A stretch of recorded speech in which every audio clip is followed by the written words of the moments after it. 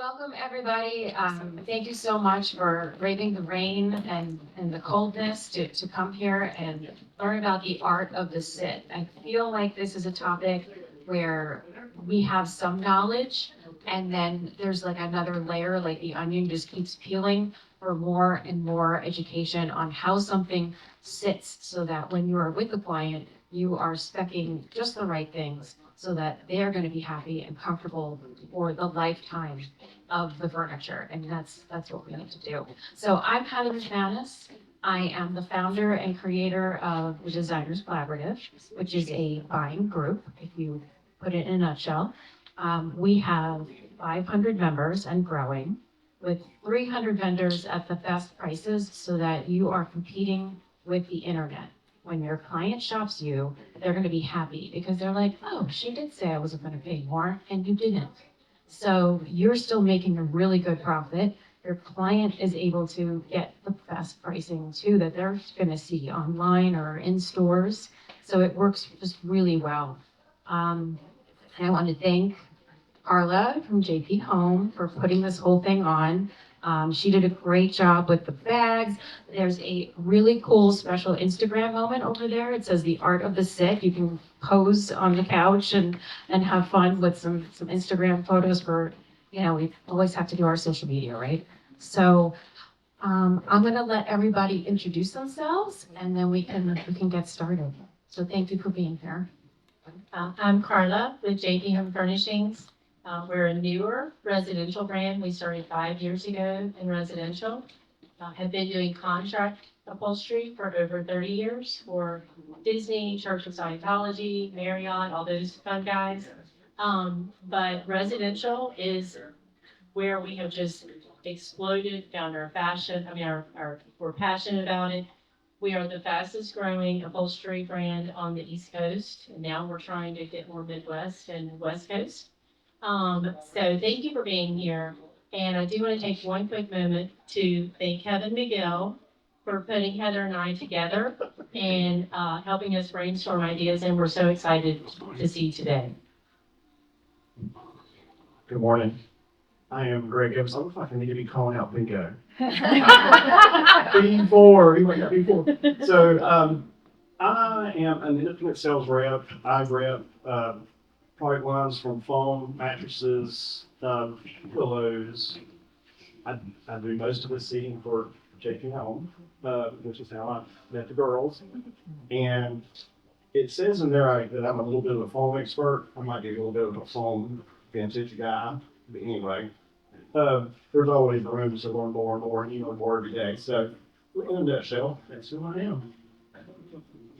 Hi, I'm Deb Barrett. I'm an interior designer with sort of a subject matter authority, I guess you'd say, in textiles and window coverings, and I'm in the Chicagoland area.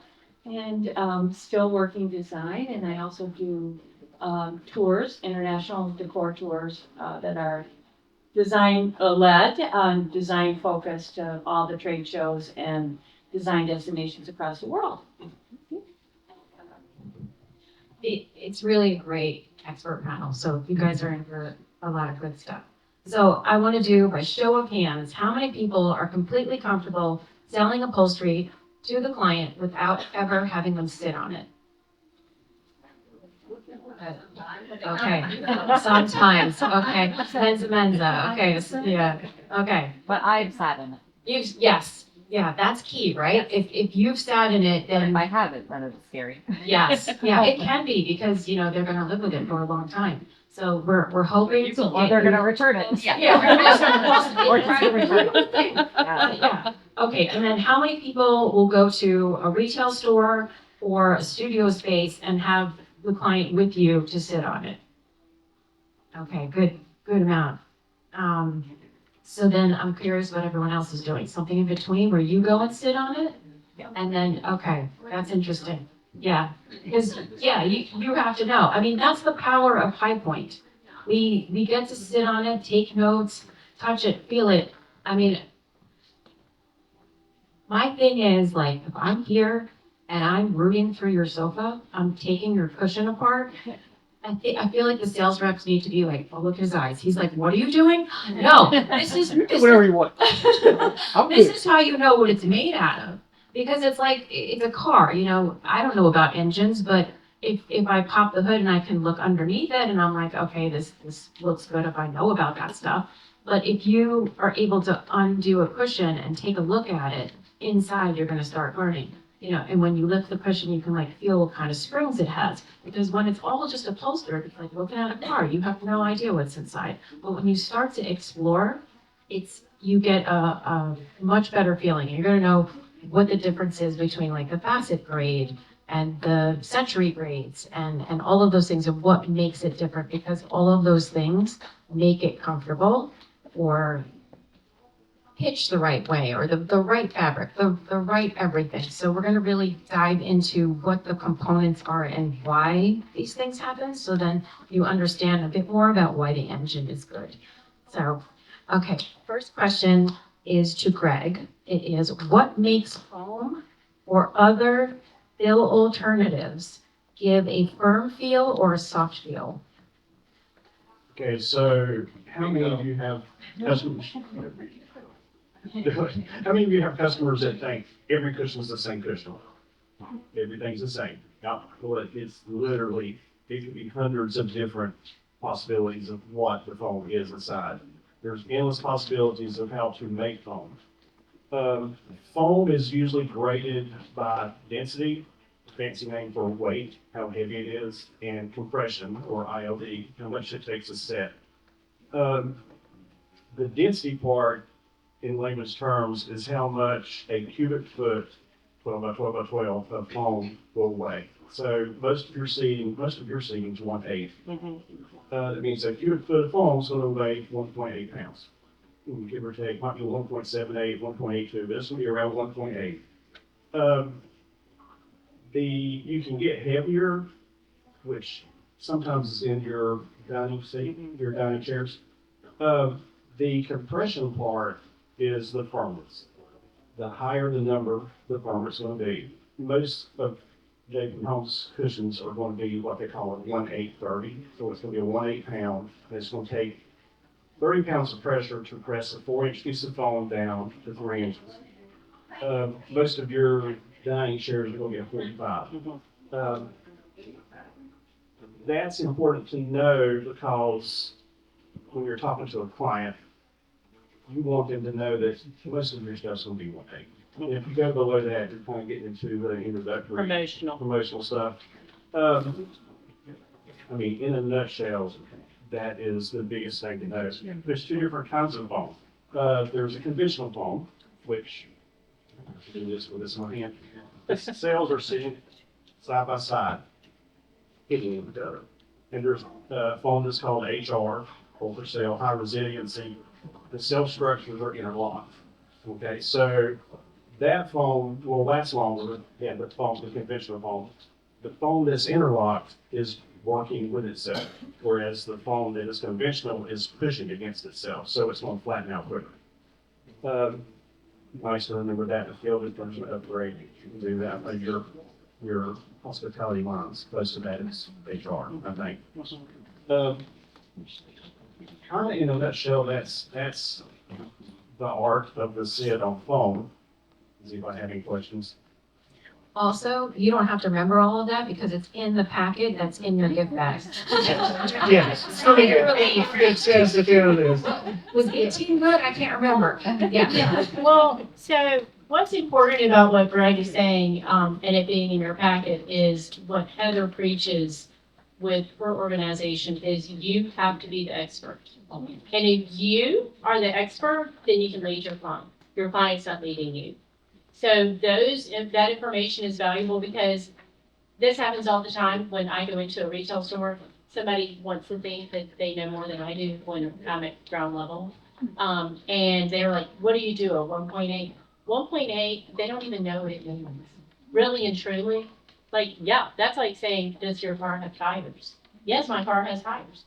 But it's that 1.8, but it's also those last two numbers that are going to give you the firmness. Okay? So that's what I think is the important takeaway. Okay, next question is also for Greg. What specifically is important to know about foam and alternative fills? Okay, so I'm sure that as designers, you're gonna offer upgrades, like there might be a spring, a Marshall unit, for lack of a better way to do it. Or you can upgrade the density to a 2.0, 2.5 is kind of common. You can also do a down encapsulated, or for people who are allergic to feathers, you can do the synthetic down, trillium is what we call it. Does anybody know what that is all made out of, by the way? Petroleum. The trillium, any fiber pillow. Trillium's the same thing as a regular fiber pillow. It's just the threads of the actual fibers are a lot thinner. It's wispy, but it's actually ground up and spun to cocoa balls. You'll have green fiber that's ground up and spun just like you make cotton candy, literally, except it's fiber. That is all recycled balls. You know if anybody knew that, but trillium is just the fibers are a lot thinner. Is it different than Dacron? Like the Dacron stuff, like, Not much different, no. The Dacron has a binder in it to make it stiff. Kind of a blow melt, kind of like literally stick glue that is melted in with it and then they compress it to make that wrap that goes around the cushion. And that can be as big as you want it. It was from 14 ounce down to half ounce. so the difference between a Dacron and a Trillium, one is like a softer? The Trillium's going to be like a down alternative. It's going to act like down. It's going to do the karate chop, whereas your regular power pillow is not going to do a karate chop. What I call a karate chop. That's good, that's good. That's helpful. The other question. Yeah, okay, so one of the biggest problems I run into is, again, because the client can't go and sit all this week. They go, well, I just went over to such and such store and I really like what I saw over there, right? And I'm like, oh my gosh, okay, but the quality, but it feels good. So how do you explain to them, like, what can you tell them to explain the fact that it might feel good now, but in a year or 2 years, they're not gonna like it so much? I think if we probably will answer that in one of these questions, and then we'll do them at the end, so we can clarify more. Thank you. All right, so Carla, I have. Yeah. Yeah. But you Yeah. said, you made a note, you said, okay, 1.8, but common upgrade is 2.0, 2.5. Mhm. Why? And what does that mean, moving up? I mean, obviously it means up in density, so what does it do to the sit? It rides better when you get in it. Initially, lack of a better way to put it, a 2.5 is going to let you get in it and it's going to help you get out of it. Okay.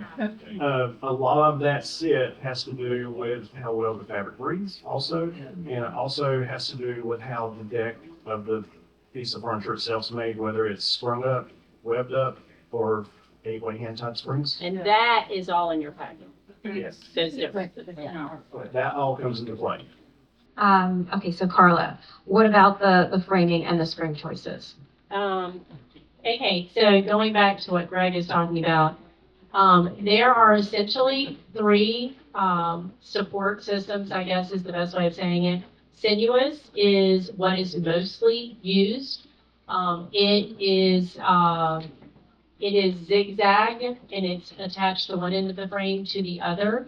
And then there used to be a true 8-way hand tied. That is, I don't even know if That's a lost art. it's a lost art. I mean, if anyone that says they have true 8-way hand tied, they're kind of, not telling the truth, but What do you mean? using the term loosely. Because 8-way hand tied now, and I actually had one, Kevin, will you grab that for me? I laid it down somewhere over there, where it used to be springs, that were attached literally with jute, and it was hand done. It was like cross stitching, it was a lost art. And eventually that jute would wear out, right? Thank you. Yes, so, thank you, Kevin. So this is 8-way engineered spring unit. Now, the important thing about this is it's gonna give you that great ride. It's not a crazy upcharge for your clients. It's gonna evoke, automatically that it's a higher end product. But what I will tell you is that if you are on one seat, this is not gonna influence the comfort of one seat. Because Like chair versus sofa. exactly. Okay. Because this is essentially trying to give every seat a ride. So if you just have one seat, it's not a big deal. But if you have 2, 3, a sectional, this is a great tool. Okay. And then there's webbing, and that is it was called Pirelli webbing forever and ever. It's kind of like a seatbelt, and it's woven into the bottom. In our company, we use that for really deep, larger pieces. But for the most part, we're going to do the sinuous, which again is that zigzag that's attached at both sides, or both ends, I should say. That's great. And just so you guys know, there's a woman I know who's got a great course to learn all of this. Rochelle Paulette, her Upholstery Uncovered, she goes into in-depth. Like, this is 1 hour, so we're not going to give it, this is surface level. If you want to go really in-depth, and you can do it all, like, at your own speed, because it's online videos, and she's got a great group on Facebook where, she'll answer all your questions. So she's a wealth of knowledge to really learn a ton more about all the different springs and how they act, because there's so much to it. There it is. All right, Greg, we're back to you. Talking about pitch and depth. This may be a joint question. It is. It's actually maybe more Carla than me. Pitch, to me, and seat depth, it's going to be a joint thing. To me, has to do with your knee height as opposed to your hip height. Your hip needs to be slightly lower than your knees are. If not, so your mind's going to think to be pitched out of a piece of furniture instead of sitting in the piece of furniture. Normally, your seat depth needs to be a typical, usually 24 inches from an average person. I'm a short person, so it might be 22, but usually it's 24 from the knee to the back. That's where you generally want to try to stay. If you get bigger than that, you're going to feel like you might need to wallow in it. Also, the smaller the cushion, the firmer the cushion needs to be, because it's less space that's supported. Versus, like, if you got a chase, that chase really needs to be softer foam, because it's such a bigger area that it's supporting, whereas a one cushion chair is only supporting your surface area that you're sitting on. So just little notes to kind of keep up with that. That's kind of all I found. Well, I mean, we're definitely, in our business, we're seeing a huge trend for these ultra deep. Now, that is not an older generation. Older generation, they still want that mid to more classic fit, because they don't want to have to work to get out. But I would say for 40 and younger, these humongous, like, sit in, take your feet up, and I think likely my thought process is that it's a more casual lifestyle. So, where our parents, or my parents, you guys are younger than me, but my parents, you could not sit on the arm of the sofa. Oh, no. You did not put your feet on the sofa. Today, where our dogs are on our sofa, our kids are hand painting on the sofa, we're jumping up and down on the sofa. So it's just a different lifestyle altogether. That's a great answer. Yeah, okay. All right, next question is for Carla. So what about the bench seat, which is so popular? I see it everywhere. Yeah, I feel you with that roll. The roll of the eyes. So the pros and the cons. I suggest con. It's beautiful. Okay, where's my daughter? Where is my daughter? Right here. I have a true life story, people. I have an upholstery company. She had to have a bench seat. I said, no. I just want you to know, Mom, I'm not paying for new cushions when you decide this isn't working, because it's not long term. No. This is what I want. I understand. This is what I want. 5 months in, what happened? It's wrinkly. Yeah. They're beautiful. have a picture of them. I don't encourage them unless someone wants to make an investment. And yes, you can flip them, and that's going to help for a little bit. But I would say, absolutely, when you're in, you're going to have, the fabric is going to give. It just is. And yeah, it's going to valley. And the thing that you love about it in the beginning, that crisp, beautiful, is very short term. It's a short term relationship. So have a picture of them, have an option. I would not encourage them. Same with leather. Oh, anything. It's just, and the bigger you get, the worse it The is. worst of huddle. Yeah, the worse the huddle. I heard you say valley, like that's a common term. Yes, valleying out or huddling. Usually, if the fabric's not stretchy, it's not going to be a huge problem, but the fabric that everybody likes now is very stretchy. And if you sit on one side all the time, there's going to be a little pool right there where you sit all the time. Everything else is going to look nice and pristine. You kind of need to flip them every once in a while, but they're all going to eventually valley out. And we're creatures of habit. We sit in the same spot. Absolutely. Yeah. Yeah, and honestly, the second part of that, even, I know we're talking about bench seats, but a really good designer, when you're leading your clients, encourage them to flip their seats, to flush to fluff their seats, to fluff their backs. I don't do it, but it will absolutely add years and years and years to the life of your sofa. Yes? Yeah, and you can only flip it so many times if it's a bench seat, but if it's a 2 cushion or a 3 cushion, you can flip. Yes, And move move down. them around. Yeah. Yeah. And it will help. Okay. All right, now we have a question for Deb. Okay, when choosing fabric for longevity in the modern family environment, what should designers look for, and is performance fabric oversold? Yes, yes, yes. There's a lot of misconceptions, first of all, about performance fabric. But to back up a bit, choosing the right fabric is going to make all the difference. You've mentioned it a couple of times. Stretch. Everybody, for example, linens. Carla, you were telling me everyone's looking for linens. Well, the thing about linen in dry climates like Arizona and California, it gets brittle. Okay, so the sit's going to be different 18 months in, right? You've got stretchy fabrics, elongation and elasticity. So be aware of what fiber content is in the fabric, and then how are those primary properties of that fiber going to act. So, for example, linen and wools actually absorb 30% of the atmosphere in their fibers. So 30% is kind of a lot. That's one of the reasons they're stretching. I mean, it's kind of crazy, right? And elasticity in wools, they're going to puddle, as you said, and seep, they're going to hang out. Other things to be aware of, and if you don't know how these fabrics are testing out, your vendor or your jobber can tell you.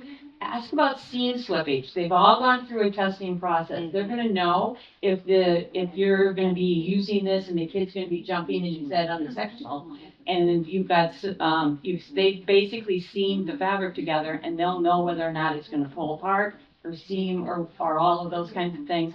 Certainly double rubs. I think we're going to talk about that in a minute. Color fastness, it's another thing. So when you're coming in and out of it on a printed fabric, are you picking up and crocking that color? Anything that has a poly Or transfer from your jeans. transfer from your jeans, if you're talking, PVC or polyester, you're going to get color transfer. You just can't get away from it. I'm looking at my notes. But performance, okay. There's a lot of greenwashing, there's a lot of performance washing going on in the lifestyle retailer market these days. So be aware of what they consider a performance fabric. More often than not, it just means that they put a stain repellent finish on it. And it's not performing up to a true performance fabric. So performance fabrics can be done 2 different ways, by finish or by fiber. So sometimes it's just through nanotechnology, it's automatically in the fibers like acrylics, olefins, some of the new polyesters that are out there that will be hitting the market. So just kind of do a little bit of a deep dive in it. I know the other thing, often is we see all these great demos where they're pouring their red wine on the white sofa. It's like, yeah, you do have to wipe it up.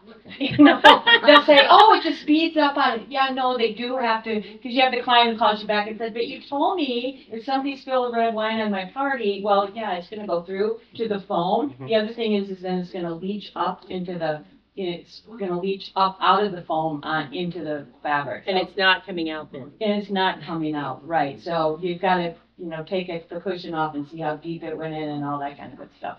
The other thing would be, in talking about, different types of fabric performances and things, that lost my train of thought, is, fabric weights. I often have clients who love this fabric, it's a digital printed fabric, but it really wasn't meant for upholstery. It's a multi-purpose or a drapery fabric. Yeah. So you're like, oh, I can put a knit back to it, I'll be good. No. In the end, it's probably not gonna work. So, And then clients that want to use the back. yeah, so look at the fabric, she's talking about like on a jacquard, which is reversible, you can turn it over and you're like, oh, I like the back, so. And the fabric construction is another thing. Do you have float yarns? If it's a damask or a jacquard, are you dealing with embroideries? Or, field coupes right now are, big, right? And all those kinds of things, it's not gonna sit well, and it's just not gonna perform as well and maintenance wise.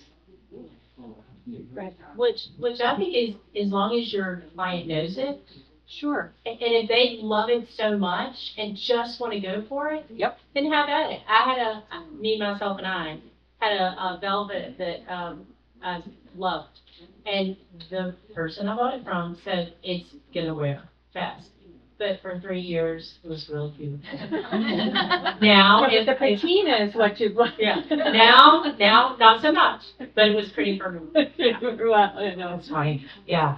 And again, you can see we're just scratching the surface. Deb has amazing courses about fabric and window treatment and can really dive in. When I was president of the Window Coverings Association for New Jersey, I had her come in and do a talk for us, one of our webinars. I took pages and pages of notes just during our hour, and I'm like, holy, wow. It's just ultimate knowledge, because there's so many factors in it, and we're looking for, oh, this is the right color, this is gonna blend with this, but there's so many other things to think about that really influence how it's gonna act in the real world. Speaking to what Carla was saying about, as long as the client knows, sometimes I think something that we forget about is tell them and then have them sign off on it. Put it in your contract, this is linen, this is what's gonna happen to it, and I'm not guaranteeing it. Otherwise you get those, 6 months calls back. Yeah. What happened? We talked about it. Yeah. And going back to the question that Deb was answering as far as performance, nothing is bulletproof. Absolutely. Not Krypton, not Revolution, nothing is bulletproof. And in outdoor, nothing is waterproof. It's water repellent. Yeah. You're not testing. Yeah. No. No, nothing in life is that, resistant is the key phrase there. Yeah. Okay, Carla, what influence does fabric have on how a sit feels? Oh my gosh, so Heather you have to go and watch this video that I watched at first. You have to give them the whatever for that, because I've never heard anyone explain it this way. She said she goes through this whole thing, it's kind of towards the end of the video, where she's like pulling at the fabric to show if it gets or not. So when I first started JP Home, and Maria buys our foam, and I would come out, and every cushion I would sit on, I was like, this sits great. Oh, this sits awful. Oh, this sits great. All the same foam, and I was like, there's no way. There's no way it's the same foam. I had no idea how much the fabric influences the sit. That is the number one takeaway from today. Because if your customer wants a really firm sit and they have a really stretchy fabric, it's just not going to happen. I mean, you can help it, you can aid it with really, really firm foam, but it's still not going to be really firm. And the challenge is So maybe what you show them, understanding what they want their sit to be, maybe sharing with them fabrics that you already know before you ever go into their house. Before you ever go in, don't just make it an open book. And show them fabrics that are gonna work with what they want. Because it's going to, so when you were talking about the customer that goes into the store and they like the way it sits in that store, well, trust me, by the time they pick a fabric, it's not gonna sit like what they sat in the store. Another good thing to tell the client, to look out at that call. Yeah. Or have they- Because they're not gonna be able to hear the mind. No, I just said the gal who just asked that question, she's like, what do I say? It's like, say, well, yeah, it's like, this is not gonna work with the fabric you like. Yeah. Some retailers will actually set their whole showroom up in one great farmer that what goes out the door. Just because they want it to sit nice. If you sell something, a customer's gonna break in, if you're like send it in 6 months, you're gonna lose probably 10%. And that's another question I need to ask y'all anyway, we'll get that in a minute. So it just depends on how much it gets set on, but a lot of retailers will set the whole showroom going right up. Using something very six, I think. Right. So, yeah, at least my question I've got for y'all, and you had this question for me, and I was like, I had no idea. So, how many years longevity are you seeing your clients get out of their teak business? Or are you keeping the relationship that long that you're checking in, doing new projects? Like 10. 10 years? At least at that point, they want to recover.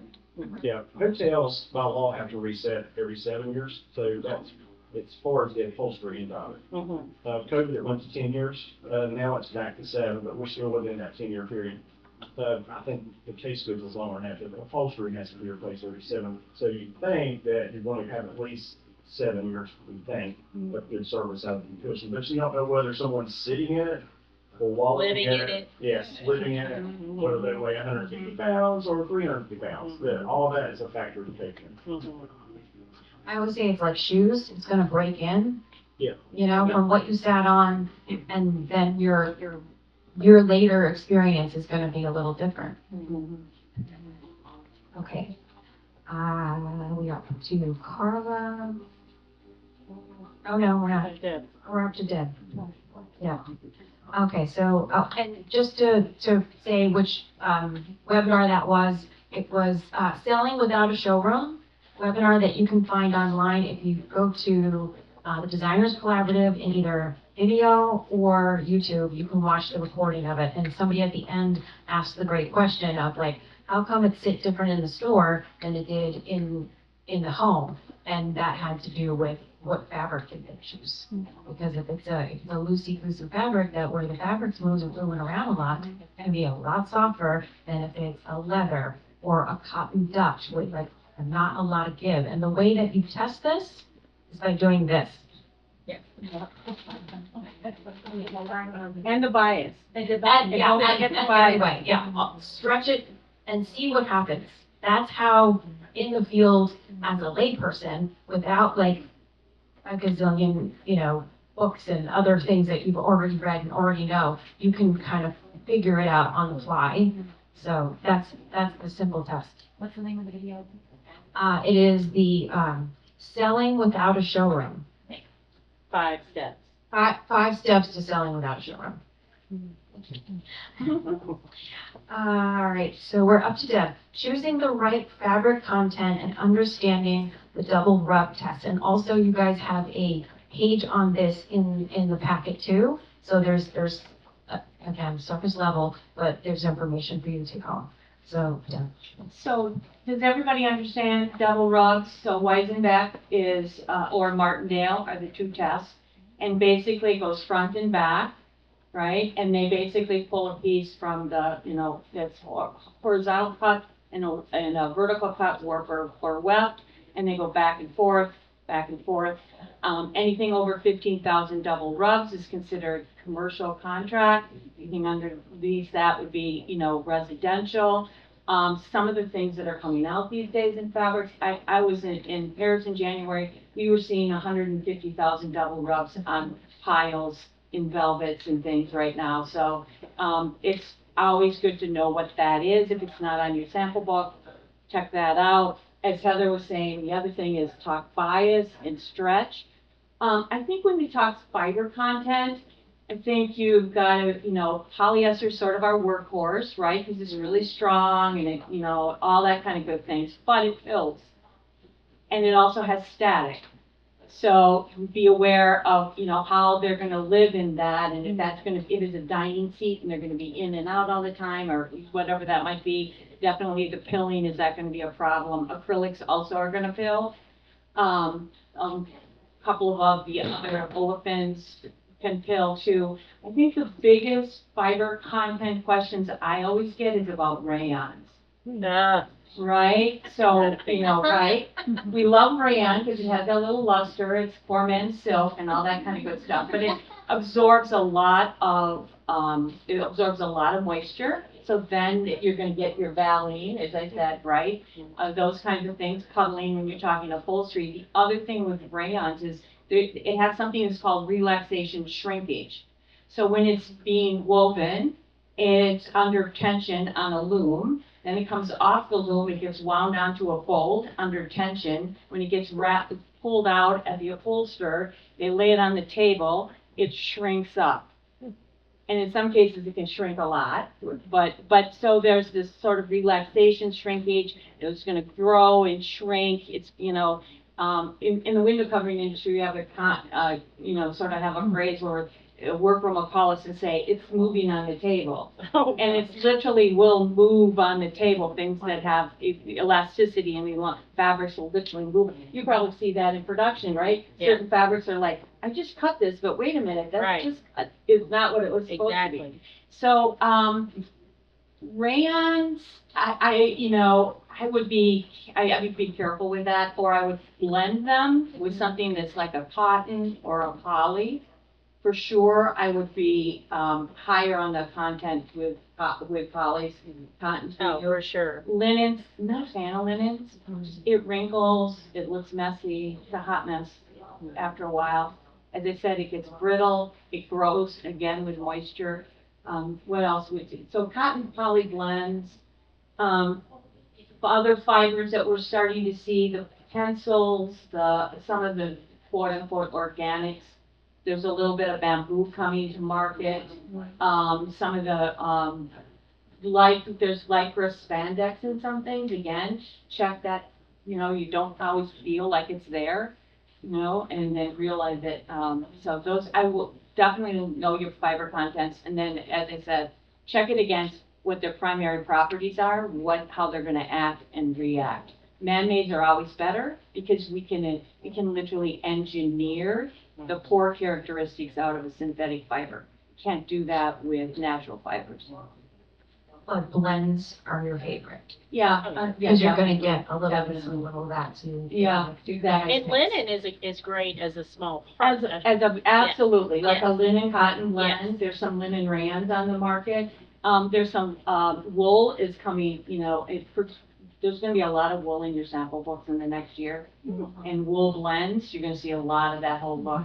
Some of it's a little bit of Ralph Lauren, kind of having a moment again, and that whole kind of thing. So again, it works really great for the upholsterer because they can stretch it and they can staple it and they can put it to a frame. But again, then it's going to, how's it going to wear after a while on a cushion?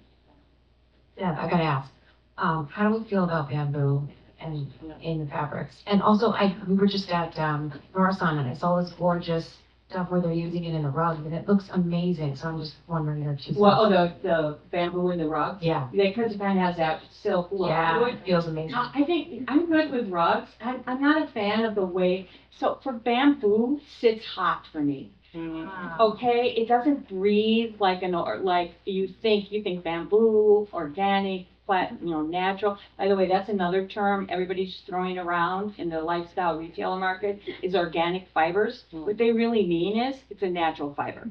A true organic fiber means that it has gone from being planted as a seed to processed into fabric without any kind of chemical processing, any kind of chemical dyes.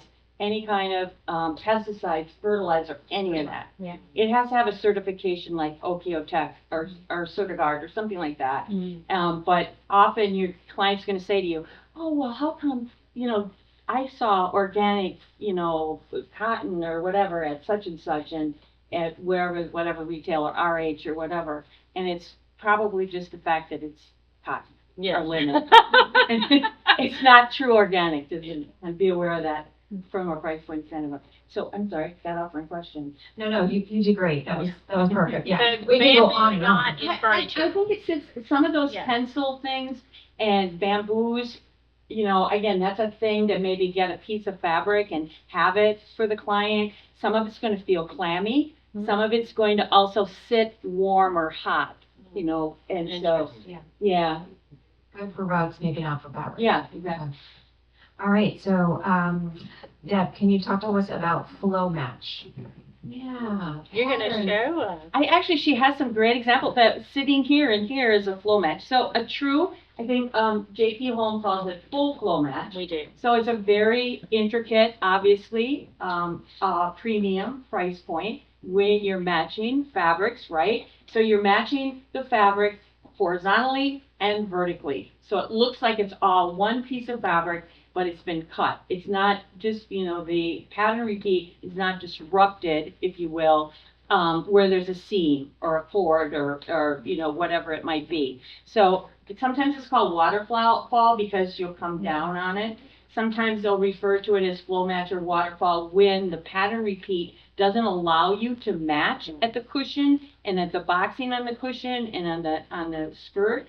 And so they'll pick out one motif element, the tree of life that's back over here, right? Yeah, and Kevin's bringing it. Okay, too. right, just show that'd you. be an easier. What your eye visually sees is the tree of life. The pattern isn't matched, but it looks like it is because of the visual. Here's a good example. Yeah.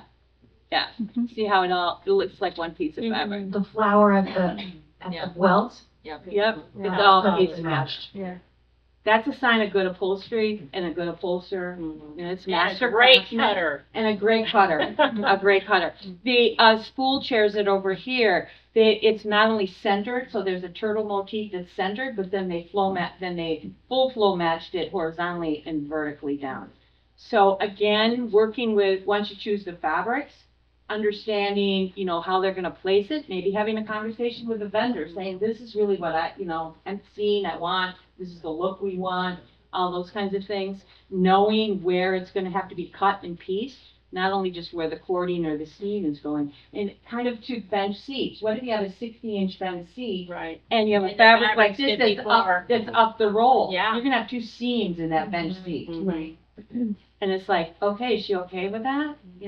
Right? Mm-hmm. Look for things on your sample tags like, is it railroaded or is it up the roll?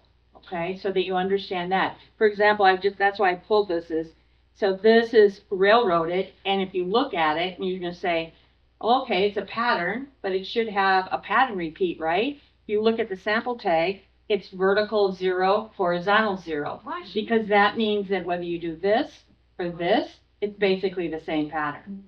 So that's how they differentiate. Every vendor, I think, maybe does it a little bit differently. So you kind of have to understand what that would be. But obviously, it's not this way, right? And, there's certain standard cuts. Upholsterers always know how they're going to cut the fabric, right? And I know that you're buying fabrics that you're like, okay, this will work on X amount of pieces in production. It's not like you're like, just because you love it. Look like we are as designers. Oh, but I really love that. I know fabric. that. Can you make it work? Unfortunately, I think more like you. Yeah, for sure. Right. But we try to be really thoughtful because we have, for instance, there's a pheasant fabric up in the Mhm. front, and the pheasant fabric. I'm sorry. There's like Two kind of beautiful things in it. Mhm. So we were doing some dining chairs just recently, and we called the customer because our cutter's like, I think this bird is the star, and I'm like, what? I don't know, but I think this bird is the star. Very different, right? Mhm. So we called the customer, and we were like, which bird is the star?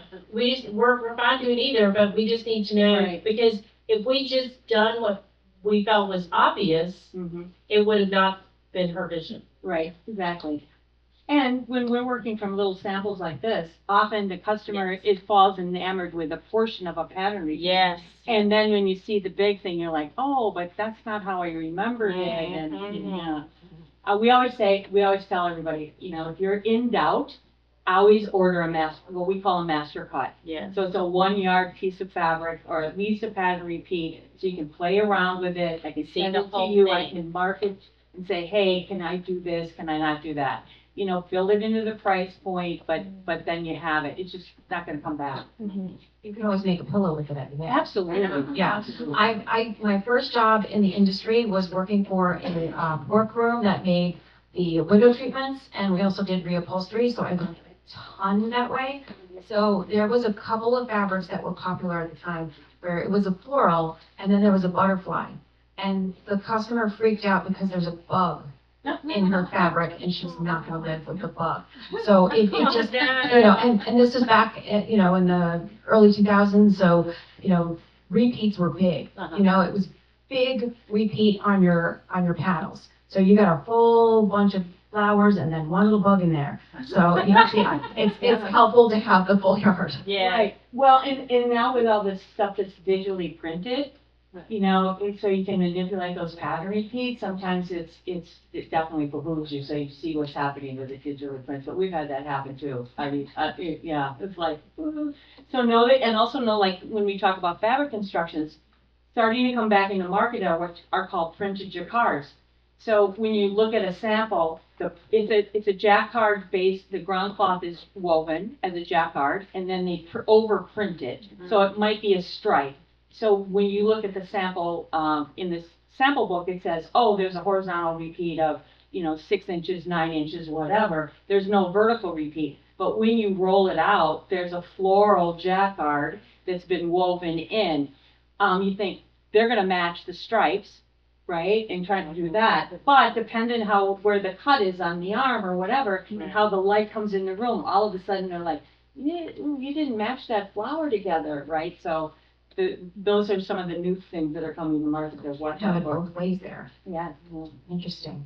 And just FYI, I think December, I will be doing another webinar on the pros and cons of using COM. It's kind of just ties in. So you can, if you follow the Designers Collaborative on Eventbrite, you can see all of the different webinars that I do. And that's one where as an account holder for so many different designers, they love using COM, and I see the different unhappinesses that happen. And a lot of it is like, you just didn't plan for ordering enough fabric because it had a 20-inch repeat, and you thought, 6 yards should be fine. No, it's 12 now, because that repeat was much bigger. Okay, so the last question is for me. It's tips for selling upholstery without a client having to sit experience, and then we're going to dive into all your questions. So I'm able to feel confident selling upholstery because, one, I've come here and I know how it all sits. I have taken notes. I have some knowledge on, like, this is the frame, this is the sinuous coil, and how many doors sink do I do, all the things, right? But I think my superpower comes from the fact that I worked in a furniture store that was very large. It was family run. I don't know how many sofas we had, at least 100 on the floor. So a customer would walk in and I would walk them around each sofa and have them sit. And I could tell, like, by the expression on their face if they liked it or not. But guaranteed, even if we find the exact frame and the exact cushion, we are going to the fabric room to find a whole new fabric. It is going to look different. So they have to use their imagination based on, a sample that's, 10 by 20 at most. Yeah. So to imagine a whole sofa in a whole new fabric, that client has to trust in you and the process that it's going to be it's going to look right. Then the comfort level, chances are we're going to pick a different foam than what was shown on the floor. The floor sample might be the standard, and we might want the spring down instead. because the client is expressing to me that they want it firm, but they don't want to work. They don't want to have to, or they want it a little soft, but they don't want to have to like fluff things because they've had an experience where they have down cushion and that was just like a part-time job that you don't need, like keeping your thing looking good. And it's not going to look good. It's always going to have those comfort things. And if you're not into that whole like laid back shabby chic thing, then that's not for you. So going through with clients and sitting on 100 different sofas from, I'm going to say 50 different vendors. So we've got maybe 2 from this vendor, 1 from that vendor, 1 from another vendor, and they don't find what they like. That's not possible. So we go to the catalog and we find it from a photo. I'm like, if you liked the way this sat, this is the quality level we're looking for. We're going to go to the catalog. We're going to find you the exact, whatever back you're looking for, whatever arm you're looking for, whatever leg you're looking for. Then we're going to find the fabric. We're going to talk about all the foam cushions. So even having 100 different sofas to sit on in person, we chose from the catalog, and it was never a problem. So when I started my design business, I just didn't even think it would be a problem. I'm like, you're going by my expertise. You brought me in for my knowledge. That's why I'm here. In the beginning, I was fearful, but it was just all in my head. The client really didn't even have time to go shopping with me. It was a drag for them for me to go to the store. They're busy people. They have too many things going on. They're like, we thought we hired you to do this. Like, just do this. So eventually, I got more comfortable. And when one client was happy and it all went well, I'm like, okay, I can do this. I did this. And so a lot of it is your mindset and just knowing that you are more knowledgeable than them, and that is why they have hired you. And if I could have a client sit on 100 sofas and then buy it from the catalog, you can do it too.